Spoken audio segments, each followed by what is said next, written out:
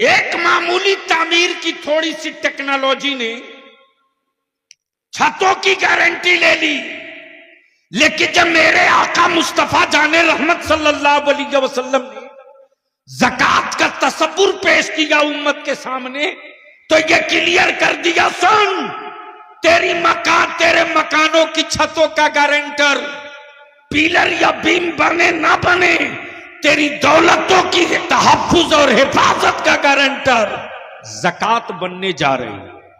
सुभान अल्लाह, सुभान अल्लाह। ज़कात की अदायगी तेरी दौलतों की जमानत है। लेकिन आज का मुसलमान अगर ज़कात अगर ढंग से निकाल देना तो न दीदी के दरवाजे कटोरा लेके जाना पड़ेगा, न दादा के सामने हाथ फैलाना पड़ेगा। अरे मुसलमान, अब तू इतना गरीब है, उसके बावजूद भी तू खटकता सबको है रे।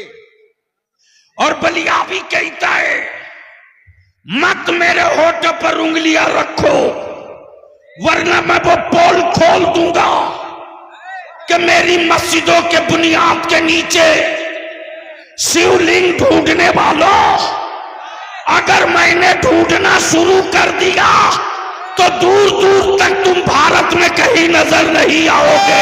नारे तकबीर, नारे रिसालत, नारे रिसालत, मसला के आला हजरत, नारे तकबीर।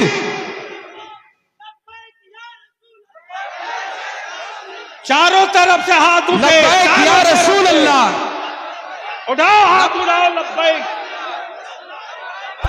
लगा, जोर से, जोर से। लब्बैक या रसूल अल्लाह, लब्बैक या रसूल अल्लाह, लब्बैक या रसूल अल्लाह, लब्बैक या रसूल अल्लाह, लब्बैक या रसूल अल्लाह। मैं पूछना चाहता हूं, अगर तुम ये कहते हो कि सबसे पुराने तुम हो तो बता दो जरा कि जब इतने पुराने तुम हो तो फिर हमारी मस्जिदों में तुम्हारे लोग पनाह क्यों लिए हुए थे? पनाह क्यों लिए हुए थे? इसलिए एक मस्जिद तो चली गई, बाबरी मस्जिद। भारत में अब कोई दूसरी बाबरी मस्जिद बनाने की गलती करेगा तो याद रखो, बलिया भी हुकूमत से लेकर उन गुंडों को भी कह रहा है, अब तक तारीख में एक करबला पड़ा गया था, भारत के हर गली में करबला नजर आएगा। सुभान अल्लाह, सुभान अल्लाह।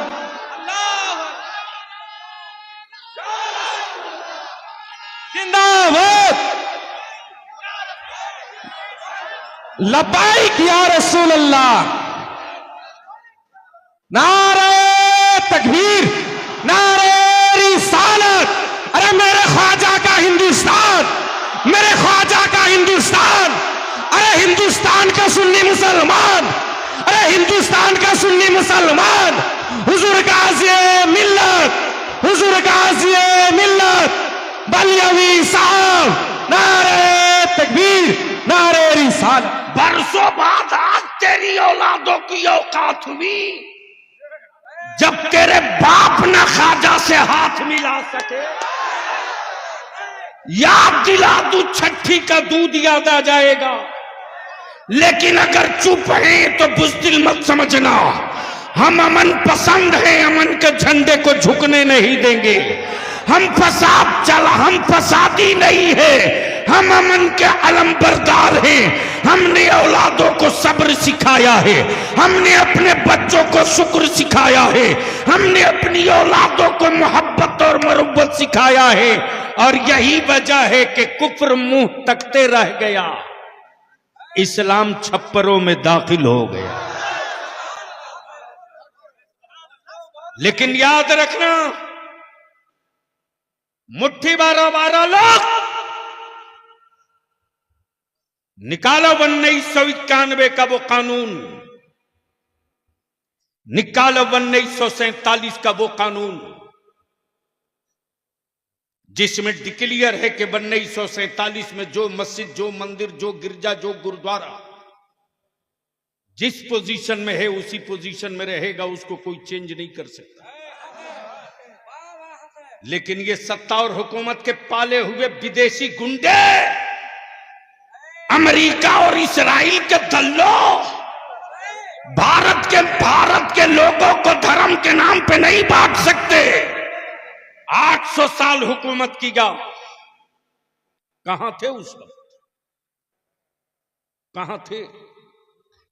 अब निकल के आए हो। 800 साल माने रखता है, अभी तो 100 साल भी नहीं पूरा हुआ, अभी तो 100 साल भी पूरा नहीं हुआ, कितने टुकड़े कर दिए। 800 साल जब हमारे बाप दादा ने हुकूमत की तो पाकिस्तान को वजूद में नहीं आने दिया, बांग्लादेश को कहीं से निकलकर अलग नहीं होने दिया, पेशावर से आगे बढ़ तो तन्हा तन्हा भारत वो मुल्क था।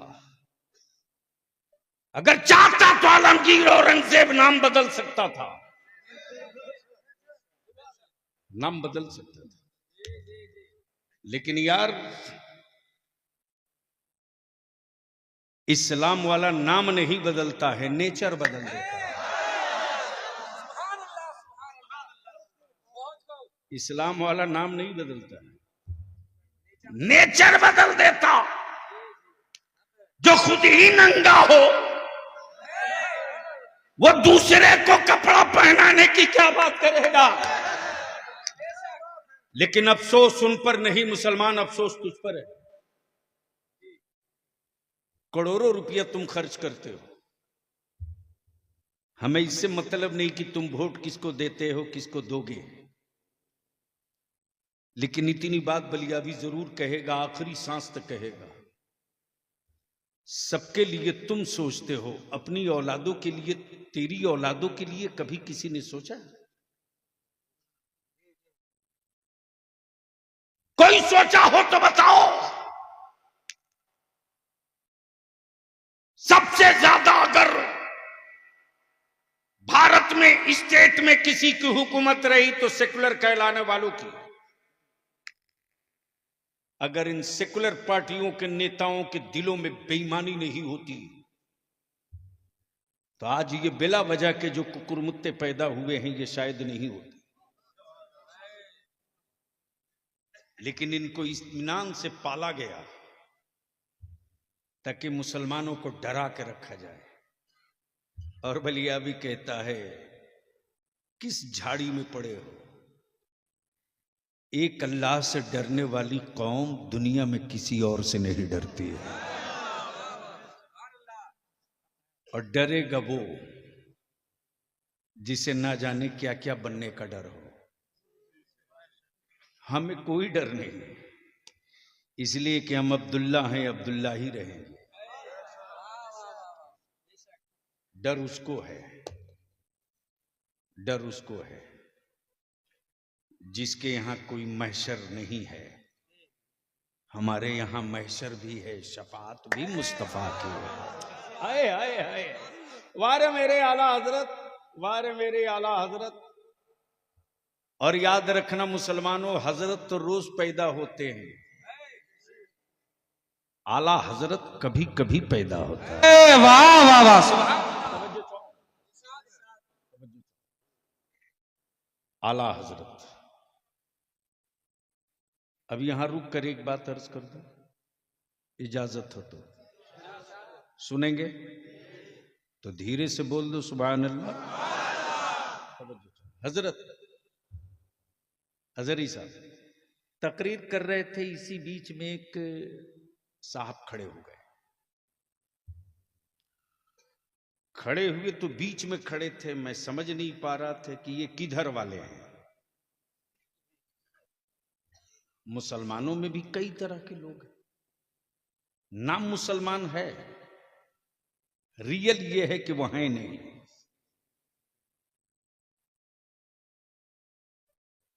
तो मैंने कहा बड़े साहब जरा बाहर निकल आइए।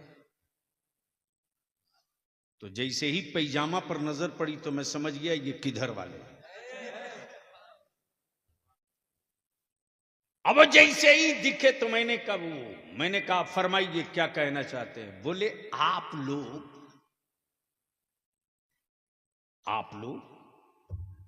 सिर्फ एक ही रसूल की बात करते हैं। नबी तो बहुत थे, रसूल बहुत थे, किताबी बहुत थे, सहीफे बहुत थे, लेकिन महफिल कोई भी हो, बात एक ही नबी की। मैंने कहा बात तो बिल्कुल पते की है। मैंने कहा आप उम्मत किसकी है?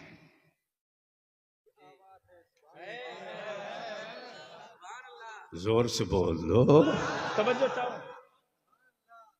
बोले मोहम्मद रसूलुल्लाह की।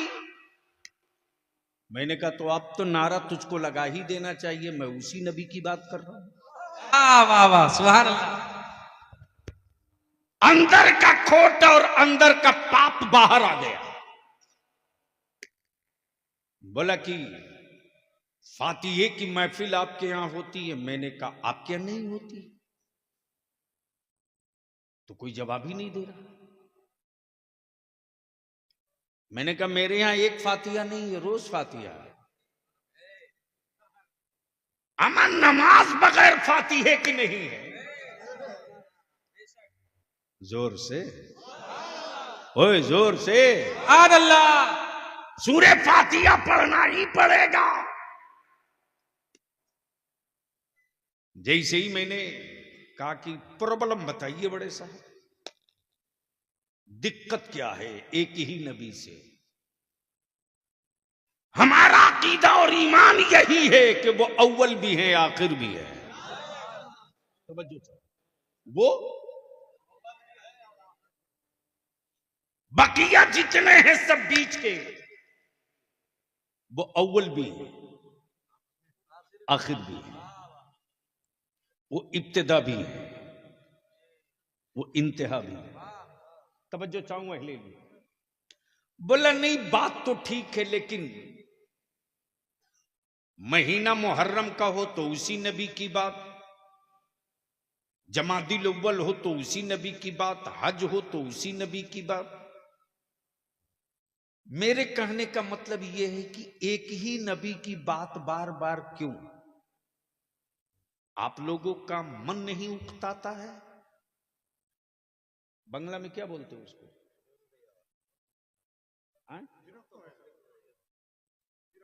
विरक्तो।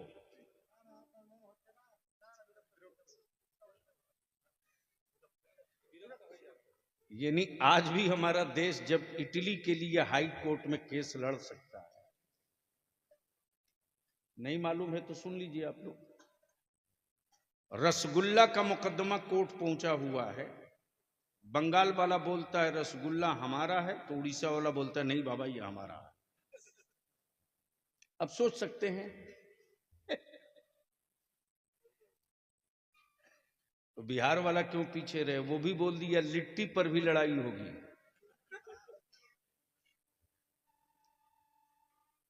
मौली साहब पूरे ताव में खड़े हुए बोले एक ही नबी की बात बार बार। मेराज की रात हो तो उसी नबी की बात, रमजान का महीना हो तो उसी नबी की बात, तीजा 40वां हो तो उसी नबी की बात, जुमा की तकरीर हो तो उसी नबी की बात। बार बार एक ही नबी की बात करते हैं, मन नहीं घबराता है? मैंने कहा बड़े साहब आपकी उम्र कितनी हो गई? तो बड़े मियाँ बोल पड़े मेरे क्वेश्चन से मेरी उम्र का क्या रिश्ता है? मैंने कहा जवाब इसी के अंदर है, इसलिए कि पल्ला आपको उससे पड़ गया है जो खांटी खांटी खूंटा ठोक कादरी है। समझो चाहो। बड़े मियाँ आपका एज कितना हुआ? बोले 60 साल। कितना? 60 ईयर्स। मैंने कहा एक बात बताओ बड़े साहब, पानी पीते हो?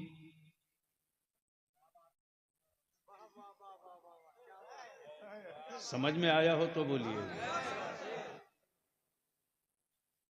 जल खाता है?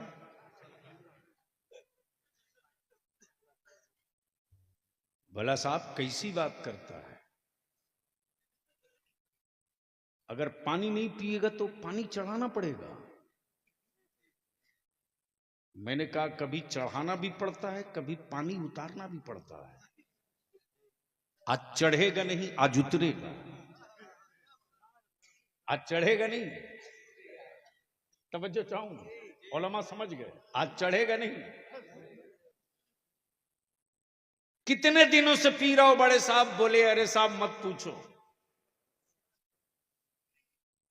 जब से मां का दूध पी रहा हूं तब से पानी पी रहा हूं। मैंने कहा भात खाते हो कि नहीं? बोला कमाल है, भात छोड़ देगा तो कब्रिस्तान जाना पड़ेगा। मैंने कहा कब से खा रहे हो? बोला जब से खाना शुरू किया तब से खा रहा हूं। पकड़ लिया गर्दन और टिटुआ। मैंने कहा हरामखोर, 60 साल से पानी पी रहा, वही एक ही पानी।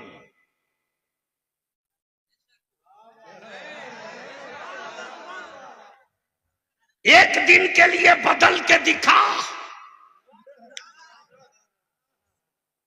एक ही चावल का भात खाते हो गए 60 साल।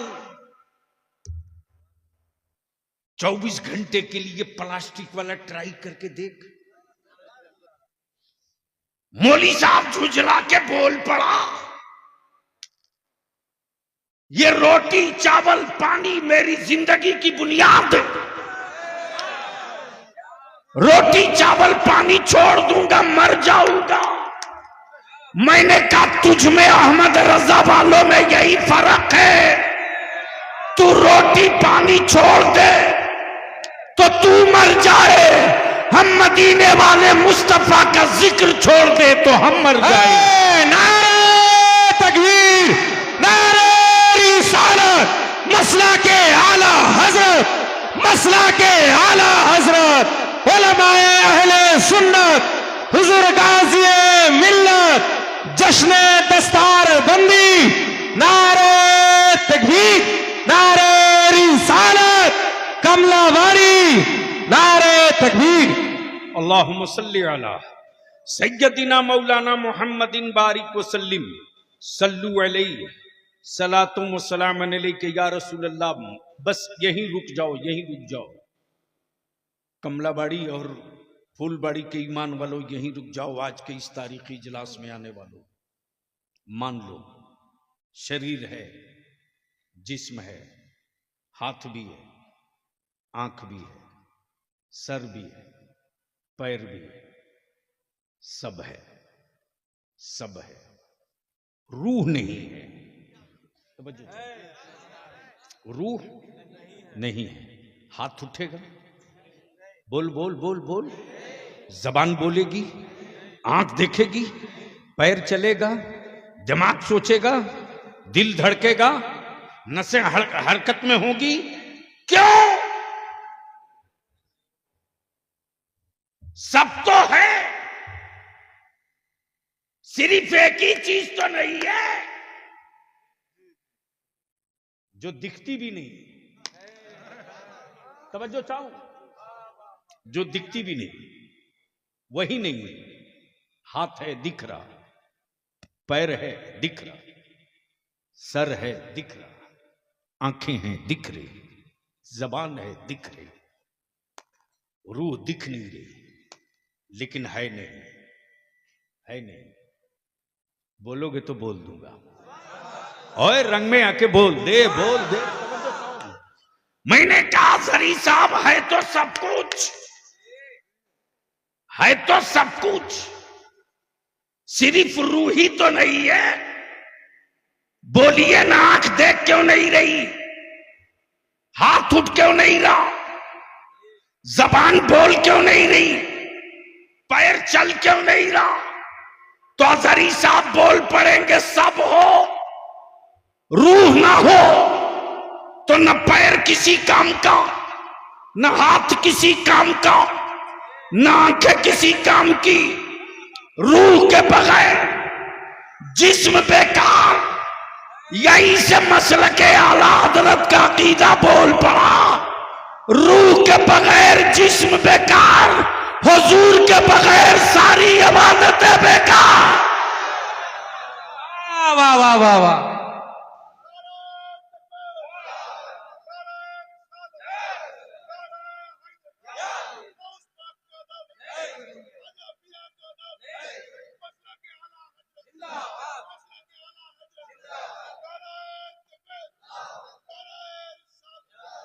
काबे का तवाफ हो और मुस्तफा ना हो, काबे का तवाफ हो और नबी ना हो, रुकू और सजदा हो और मुस्तफा ना हो, ज़कात की अदायगी हो और नबी का तसब्बुर ना हो, रुकू और क़याम हो, मुस्तफा का तसब्बुर ना हो, तो ऐसे ही है जिस तरह रूह के बगैर जिस्म किसी काम के नहीं, उसी तरह हुजूर के बगैर इबादत भी किसी काम के नहीं।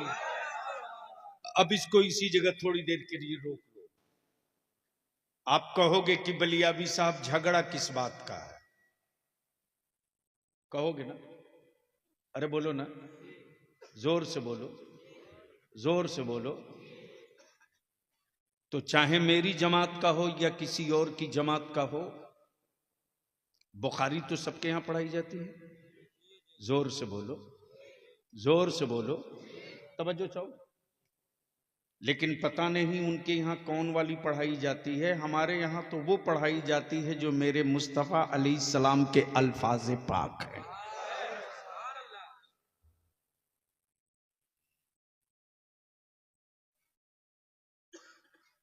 बैठ जाओ, बहुत अच्छे आदमी, एक दो को और साथ लेके चले आना।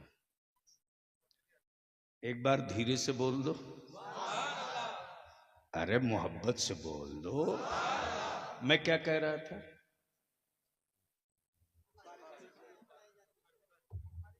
हाय हाय हाय हाय, वाह वाह वाह वाह। कसम खुदा की लफ्ज़ बुखारी का तसव्वुर आते ही इल्म वाला इतराने लगता है। तवज्जो चाहो। अब एक साहब पैजामा उठा उठा के भाषण दे रहे थे, हम अहले हदीस हैं, हम अहले हदीस हैं, हम अहले हदीस हैं। मैंने कहा हदीस में दिखाओ कहां लिखा है अहले हदीस। अजहरी साहब, आप तो जामे अजहर, वहां सारी स्याहे सित्ता आपने पढ़ ली, अहले हदीस कहीं हदीस में है? सिर्फ हदीस है, अहले हदीस नहीं। सोन ईमान वाला,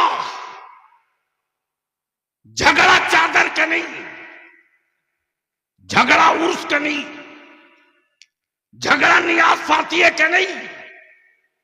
ओ मर्जी तेरी, बाप तेरा मरा, फातिहा पढ़ मत पढ़। और अगर इतने ही कलेजे में दम है, अगर सवाब नहीं पहुंचता है तो मस्जिदों की तामीर के वक्त चंदा मांगते वक्त ये क्यों कहते हो कि गिट्टी दे दो सवाब क़यामत तक मिलेगा? तो बच्चों चाहो, सीमेंट दे दो सवाब क़यामत तक मिलेगा, दे दो। हमा यार ये पहाड़ों की गूंगी गिट्टियां, ये ना जाने किसके कारखाने का बना हुआ छड़, ये पत्थरों का पिसा हुआ पाउडर सीमेंट, ये बेजान पत्थर सवाब क़यामत तक। बोल यार, बोल यार। हाय हाय हाय।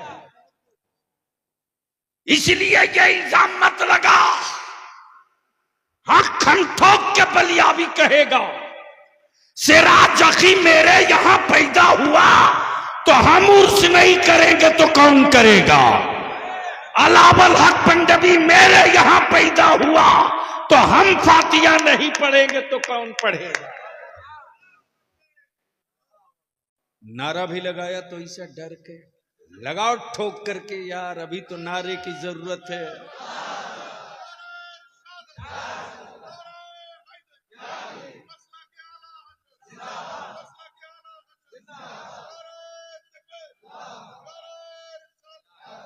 ईमान वालों, इस वक्त खुफिया मीटिंग कर लड्डू बांटने की तैयारी हो रही है, सोशल मीडिया पे देख लेना। यहूदियों के खैरात खोर इस वक्त बड़ी खुशी मना रहे हैं कि सत्ता का बुलडोजर अजमेर तक जाएगा। बलिया भी कह रहा है उस गलतफहमी में मत रहो, अब तो सही जगह हाथ डाल दिए हो। अब तक दीवारों से टकरा रहे थे, अब मौला अली के बेटे से पंगा पड़ गया। नारे तकबीर, नारे रिसालत, दोनों हाथों को उठाए, लब्बाइक या रसूल अल्लाह, लब्बाइक या रसूल अल्लाह, लब्बाइक या रसूल अल्लाह, लब्बाइक या रसूल अल्लाह, लब्बाइक या रसूल अल्लाह। नारे तकबीर, नारे रिसालत। अरे ख्वाजा का हिंदुस्तान, अरे ख्वाजा का हिंदुस्तान, अरे मेरे ख्वाजा का हिंदुस्तान, हिंदुस्तान का सुन्नी मुसलमान। नारे तकबीर, नारे रिसालत, हुजूर गाज़ी मिल्लत, मुफक्किर इस्लाम। नारे तकबीर, नारे रिसालत। और आज तुम जो सोच नहीं सके हो वो तेरे बाप दादा सब करके निपट के देख चुके हैं, पानी बंद करके देख चुके हैं अंजाम। तवज्जो चाहो, अहले स्टेज की तवज्जो चाहो, पानी बंद करके अंजाम देख चुके हो।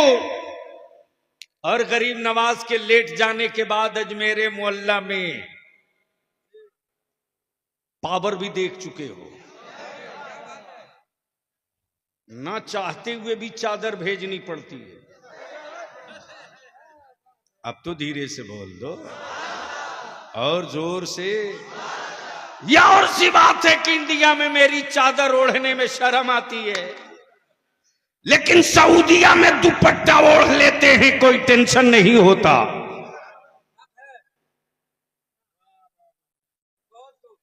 अगर समझ गए हो तो बोल दो। तवज्जो चाहूं, दिल लगाओ। बाकी जिंदा और सलामत और बाहर रह गए, इसलिए कि इस वक्त कई सूबों की हुकूमत हम पर मेहरबान है। हम भी फ्री प्लान तैयार हैं। इधर आप प्यारे हुनर आजमाए तो तीर आजमा, हम जिगर आजमाए। देखता हूं कितने मुकदमे लिखते हो, लिख जाओ। फाइनल टच हम ही देंगे। तवज्जो चाहो, दिल लगाओ। तो झगड़ा न चादर का, न उर्स का, न संदल का, न गागर का, फिर है किसका? सवाल सवाल। जैसे ही फूलबाड़ी इकट्ठा हुआ,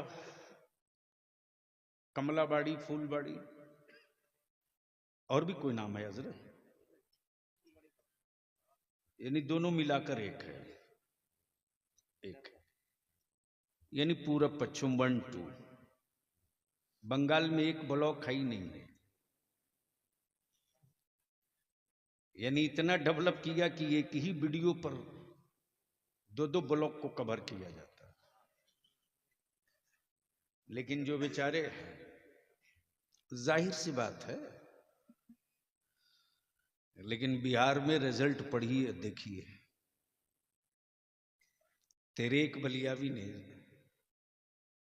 सिर्फ हल्का सा टच किया, हल्का सा। हर साल 30, 35, 40, 2 साल पहले 60 BDO, CO, additional collector, DSP, दारोगा हर साल पैदा होते। इसलिए कि बलियावी ने बिहार में गर्दन पकड़ाया नहीं है, नस पकड़ रखा है। मैंने तो कई बार कोशिश की, और फिर आज मैं अपने उलमा से अपील करूंगा। मुत्तकीम साहब हैं कि चले गए हैं? दारुल उलूम के जो कमेटी वाले हैं, वो जो सामाजिक और वेलफेयर के लोग हो, वो सब लोग सर जोड़ के बैठो। मुसलमान सिर्फ 2 काम कर दे 5 साल के लिए, 2 काम। अपनी कमाई हुई दौलत की सही ज़कात निकाल दे, और निकाह को सस्ता कर दे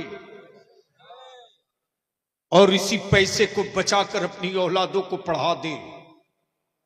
छठे साल में हुकूमत से भीख नहीं मांगनी पड़ेगी, तेरी ये औलादे छाती पर चढ़ करके अपना हिस्सा ले लेंगे। लेकिन ये कहने में बलियाबी को बड़ा दर्द होता है रे, बहुत दर्द होता है। जब मुंबई जाता हूं तो हमारे बच्चे सिर्फ एक काम करते हैं, मकानों में इंटीरियर का, मकानों में इंटीरियर का। 30 मंजिला 20 मंजिला बिल्डिंगों पर रस्सा पकड़ के लटक कर हमारे बच्चे अपनी जिंदगी को रोज दांव पे लगाते। हुकूमत में बैठे लोगों को शर्म नहीं आती, इसलिए कि वो जान रहे हैं कि मुसलमान तो विकलांग हो चुका, जाएगा कहां। लेबर बनकर अब अपनी नस्लों को मत जिंदा रखो। मजदूर बनने के लिए तुम पैदा नहीं हुए थे, हुकूमत करने के लिए तुम जन्म लिए थे। हुक्मरां कौम आज मजदूर बन गई, और हमने बनाया, गैरों ने नहीं। सिर्फ फजूल खर्ची को बचा दो, 5 साल के बाद तेरी नस्लों को चेंज होने से कोई माई का लाल रोक नहीं सकता। हमने मास्टर मुकीमुर रहमान साहब से मैंने कहा, एक्स MLA साहब से, कि एक ऐसा स्कूल हो जनाब, मुत्तकीम साहब से, उनके सेक्रेटरी से भी, सबसे मैंने कहा एक ऐसा मदरसा हमारा हो जहां दीनियात के साथ साथ हम साइंस भी, मेडिकल भी CBSE पैटर्न पर लेकर चले, ताकि जो बच्चा KG से लेकर के आलमियत तक पहुंचे या हिफ्ज तक पहुंचे, वो गुंगा पैदा ना हो।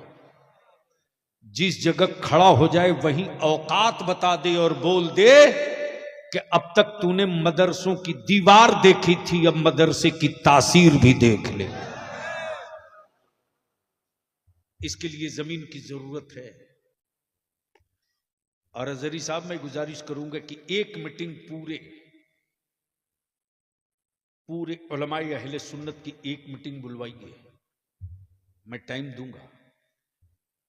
आज चांचल में भी बैठक के लिए आज लोग आए थे, हजरत मौलाना अताउल्ला साहब भी थे और हजरत अल्लामा मुफ्ती ताहिर साहब मिसबाही चांचल से।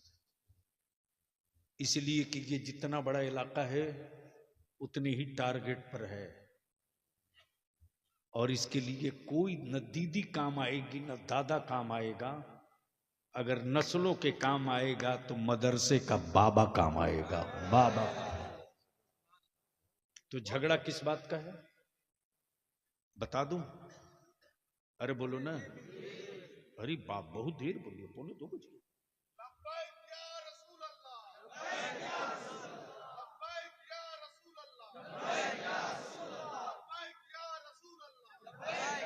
बस आखिरी हिस्सा गुफ्तगू का है, न चादर का, न उर्स का, न संदल का, न फातिहे का, न नियाज का। मर्जी आपकी, बाप आपका, फातिहा पढ़ो मत पढ़ो, मां आपकी गुजर गई, नियाज करो मत करो। और ये फातिहा, नियाज, चादर, न उर्स न फर्ज है न वाजिब है। क्लियर। और झगड़ा इसका नहीं है। झगड़ा है किसका, उसको हल्का करके समझा दो। कारी साहब, जैसे ही मैं यहां हाजिर हुआ तो देखा कि फूलबाड़ी कमलाबाड़ी के चौराहे पर एक बहुत बड़ा ड्राम रखा है। ड्राम समझते? ड्राम में क्या रखते? घी, तेल, चावल, आटा, पानी। देखा कि 4-5 ड्राम रखा हुआ है, लाल कपड़े से ढका है, कोई हरे कपड़े से ढका है, कोई वाइट कपड़े से ढका है। जैसे ही करीब पहुंचा मैंने कहा हजरत ये है क्या? बोले कपड़ा हटा के पढ़ लो क्या लिखा है। हजरी साहब जैसे ही कपड़ा हटाया तो शानदार खुशबू केवड़े की। जब झांक के देखा तो कुछ सफेद कुछ लाल, और थोड़ा करीब से देखा तो काजू भी, किशमिश भी, अखरोट भी, बादाम भी, पिस्ता भी। मैंने कहा इसमें तो बहुत कुछ पड़ा है। बोले जो जो पड़ा है नीचे लिखा हुआ है। अब पढ़ना शुरू किया तो ऊपर से शुरू है। इसमें दूध भी है, शहद भी है, अखरोट भी है, काजू भी है, पिस्ता भी है, बादाम भी है, और नीचे में लिखा हुआ है कि 2 बूंद पेशाब भी।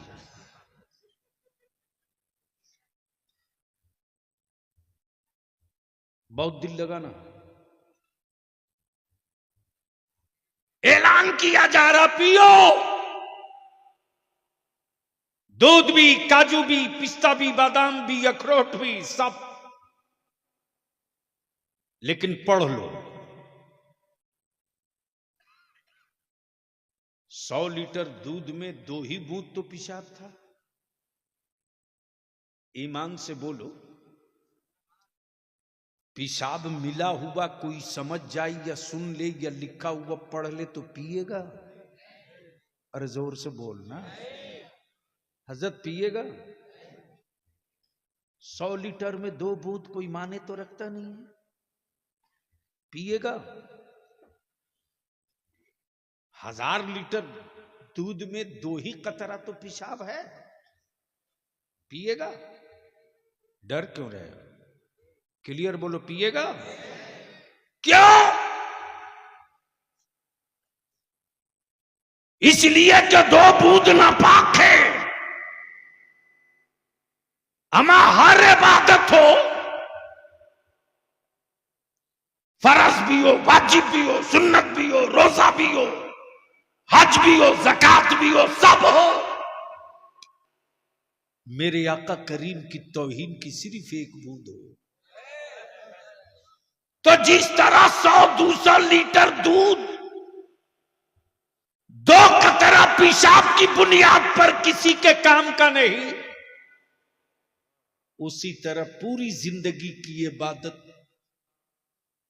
मेरे आका करीम की सिर्फ तौहीन का तसव्वुर सोच लेने के बाद किसी काम का नहीं।